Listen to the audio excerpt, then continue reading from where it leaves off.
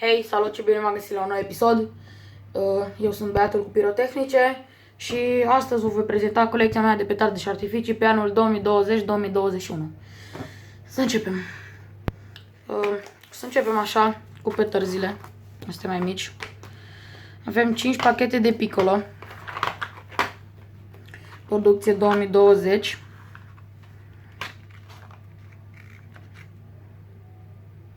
Piccolo. 5 pachete.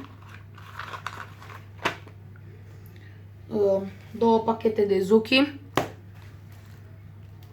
Prima oară când le-am, nu le mai avut niciodată. Stați să vă arăt și cum arată una.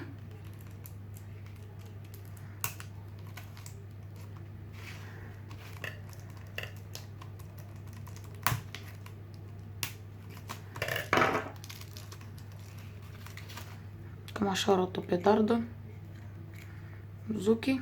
Prima oară când le-am. Am văzut pe YouTube videoclipuri și mi-au plăcut.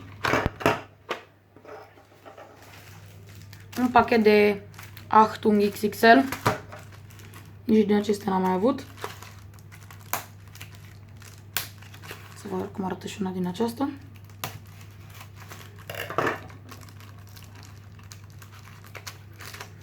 Cam asta ar fi una.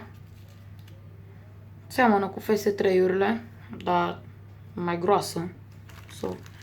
Să vă arăt imediat și pachetele de FS3-uri. 1, 2, 3 pachete de Voodoo. Nici din acestea n-am mai avut. De la Cometa. Am uitat să precizez, acestea sunt de la Fire Show. Piccolo-urile sunt de la Fire Show. Zucchi-ul de la Magic Time. Nu știu, n-am mai auzit de firma asta. Iar Achtung-ul de la Hestia. Bun. Avem una, 2, 3, 4 pachete de FS3-uri, producție 2020, 3,5 grame pe bucată. Am zis că o să vă arăt comparații cu Achtung-ul, cel puțin mie mi se par mai groase. Nu știu dacă se văd și așa.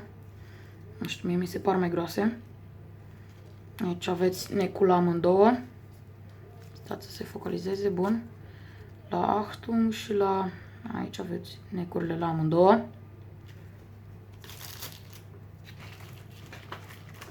Bun. Stați să le aranjez puțin aici.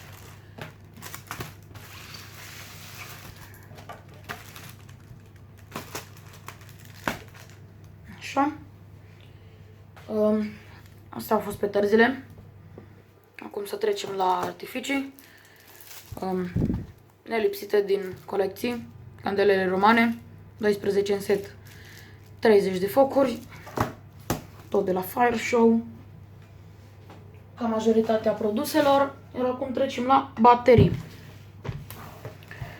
Ca baterii de 20 de mm avem bateria Gorgeous 20 de mm, 50 de focuri.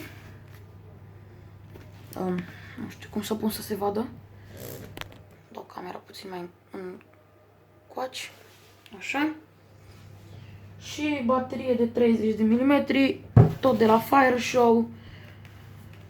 Baterie Surprise. 19 focul, calibru 20 de mm. Să pun aici candelele. Și cam aceasta a fost colecția mea de petarde și artificii pe anul 2020-2021. Anul acesta o să fac și un test la candele, la petărzi, câte una din fiecare. Și la baterii la fel voi face noaptea.